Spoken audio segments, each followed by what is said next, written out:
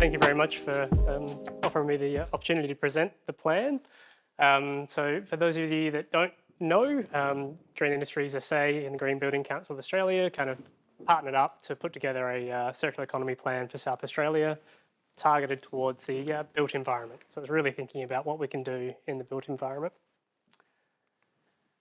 Quick little intro to dsquared. Most of you would know us, but we are a sustainability and ESG consultancy. That's all we do.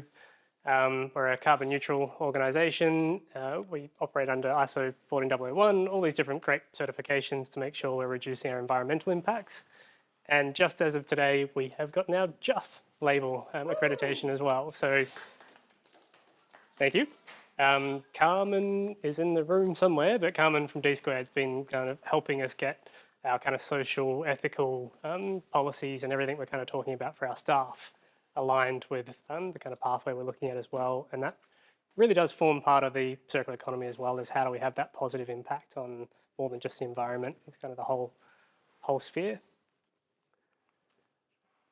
I think most of us in the room should know what we're talking about when we're going from towards the circular economy, but I guess it's that transition from our current linear model where we're taking, making, using and disposing to try and materials and products in use and the built environment in use as long as possible. And just a quick shout out to Green Industry SA's waste strategy as well, which is really their kind of core document that's talking about how to get to a circular economy in South Australia. And we've based our plan upon the GISA Green Industries SA kind of strategy and a lot of the work that's already happening. You won't be able to read any of this from that far away, but one thing we just wanted to acknowledge is that South Australia has been leading this space for quite a long time. Not just in the kind of waste industry by itself, but in that transition towards the circular economy. And that's something that we really wanted to capture as part of the report. So kind of going back, way back to 1994, when we kind of had the first waste levy kind of introduced, we started having that commercial and industrial waste separation really starting to take place.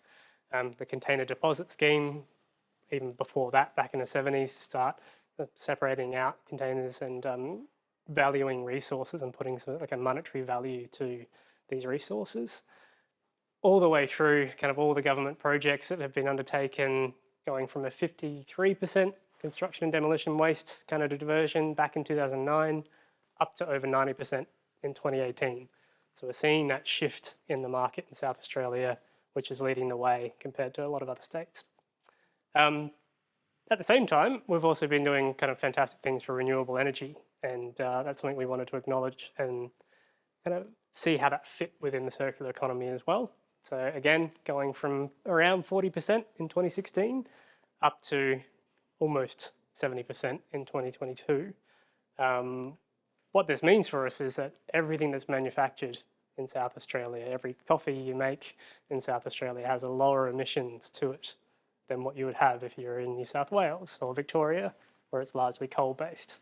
So another thing we really wanted to highlight was that all the projects that are happening in South Australia really should be championing the fact that they're lower emissions just by being here. So if you're developing a new building and you're trying to pick the next site that you want to have for a data centre or whatever it might be, just by being in South Australia, you're having that lower emissions. And then that flows onto all of the materials that you're bringing in from South Australia as well. So wanted to acknowledge all the work that SA government and also all the organisations in South Australia have been doing. So the report's been released. It was released at the Green Building Day event in Adelaide 2 weeks ago. I think it was 2 weeks ago. I think it was 3. 3 weeks ago, there we go. Time flies. Time goes quick. But I just wanted to acknowledge that this was a starting point in the journey. And I guess the key thing that really came out of this whole project was all the collaboration, workshops, stakeholder engagement that sat behind it. It's not necessarily something you see in the report, but there were residential workshops, commercial workshops, SA government, local government, pretty much everyone we could get to kind of bring to the table, were consulted with at some point. And that was largely led by the ASBN, being a fantastic facilitator of those workshops. And I think that's a key thing that's come out of this whole report, is that we need these knowledge sharing activities, collaboration, everyone kind of working together. And it's a little bit missing at this point. We've got huge amounts of things happening across Australia and the world. It's not necessarily happening in a coordinated way. So we're hoping that this might be a starting point to bring together some of those ideas. So the core part to the report and the way we've structured it is trying to look at the circular kind of economy in the built environment and what stages we can work towards. And it's really thinking from a, before you're even designing the building, how are you planning for the building, designing it, constructing it, operating. There are still components as you're doing kind of refurbishments and fit outs and replacing furniture, everything like that, through to renovating, reusing and recycling. And then the big piece as well is all the manufacturing that goes in to support the buildings and the built environment. I'm not going to go through all the dot points, but I guess it's just flagging that every stage of a project's life, there is an opportunity to embed circular economy outcomes into the project, or even just whatever materials you're looking at purchasing and fit outs and everything like that. There's also some squiggly lines around the outside, which is renewable energy and water efficiency. So it's just making sure that we're kind of embedding both the circular economy and the net zero emissions into the same model.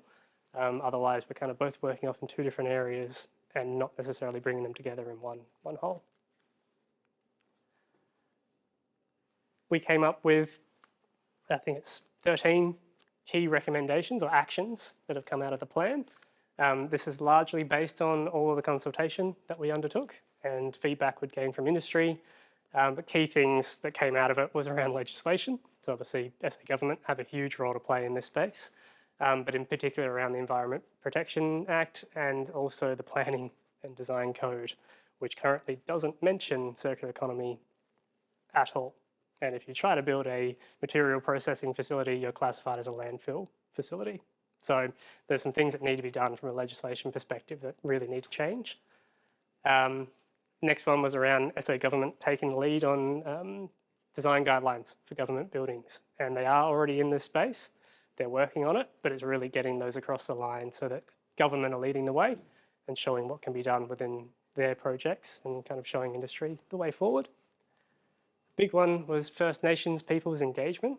Now, this is something that is being touched upon across all topics, where we can use a connection to country and kind of designing with country approach and co-design approach to embed circular economy outcomes. We're already seeing, and I'll show you a case study where kind of designing with country and co-design approach kind of helps the circular economy mindset and way of thinking about the built environment. Metrics and monitoring, hopefully we'll have a standardized set with a neighbours embodied emissions tool that's going to be coming out to help standardize what metrics we're using and how we're actually quantifying embodied emissions and materials within the built environment. And then actually having a database publicly available where all of that data is starting to become accessible, because at the moment everyone's having to do their own EPDs, LCAs, life cycle assessments, and collating their own information. So having a kind of central spot, again, as a government, hopefully can do something there. There was sustainable homes. So how do we actually incentivize and provide grants and incentives to improve existing homes instead of the current, it's too expensive to value the resources in our residential sector. And the final one was, as part of any design review component, is actually having circular economy integrated when we're doing design reviews. And so this is largely in that government leadership investment support category that we're kind of thinking these actions will have some impacts. And then the other thing which brings together kind of all these topics is really around this circular economy nucleus, so creating a group within South Australia that's leading this transition. I'd love to see SA government take the lead on this to at least kick it off, but it's bringing together universities, it's bringing together service providers, education, awareness, ASBN, all the people that are probably in this room as well, to help transition the industry and the whole of South Australia's built environment towards the circular economy. 5 more minutes. I got told I had 12 minutes last night and then freaked out for a little bit. Okay, So I thought I'd just go through some of the key sections and case studies that are in the report. And so what we've tried to do is separate each section out and then have a case study that's linked to that section. So the first one around planning and design is really thinking about kind of your climate resilience, avoiding in the first place, building for flexibility, modularity, all the kind of topics we talk about in the circular economy space. And a really nice example that brings together all of these kind of outcomes is when we looked at we're working on the Yitpi Yartapultuku project at Port Adelaide Enfield. It's a Aboriginal cultural centre, which has been kind of a very collaborative, co-designed facility with Aboriginal custodians from the very get-go. And because of that involvement, a lot of the things we're talking about from the circular economy, net zero, lower emissions, less materials, is embedded within the design, because that's kind of an expectation from the Aboriginal custodians, is that it is respecting the country and energy efficient, water efficient, while it should be using less resources. And there's been some really interesting studies done by the council as part of this as well when it comes to climate resilience. So it's located right next to the Port Adelaide River. It's currently a very hard concrete rock pied kind of edge. They're returning that back to a natural river edge, and that's going to improve climate resilience, provide amenity, a small beach for people to use the space into the future. So there's a lot of thinking here that's talking about longevity and planning for the future.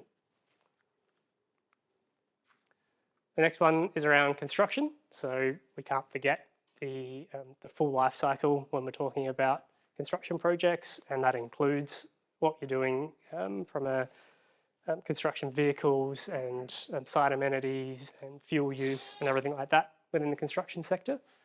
And Cam will like to know that I've thrown in renewable diesel into the mix based on Lend-Lease's.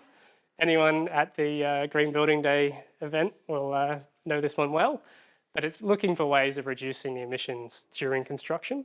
And this is becoming a really key part when we're looking at the whole of life when it comes to materials, so the full life cycle emissions.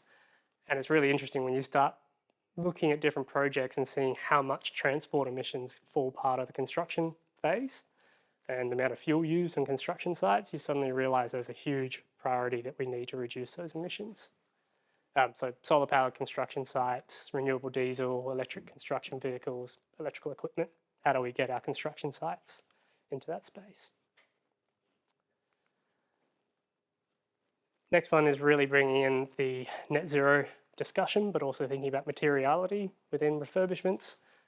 So this is, again, a lot of examples in Adelaide of some really fantastic buildings that are moving towards that net zero transition, but also that are being designed with the future in mind and are thinking about where the materials are coming from. So most of the new projects going up in Adelaide have had an embodied emissions or a life cycle assessment done and are thinking about ways of reducing the emissions within the materials, how to source locally.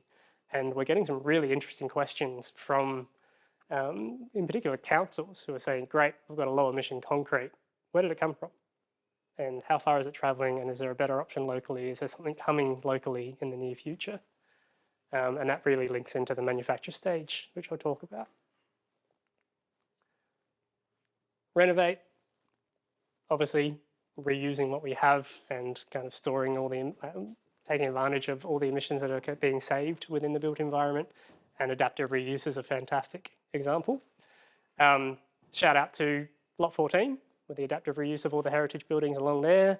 You may have also seen UniSA's Enterprise Hub on Light Square next to the TAFE building. Again, they've taken an old hide leather kind of warehouse that's over 100 years old and turned it into a new office facility for their operations, and of course facilities like Kewan Hallett.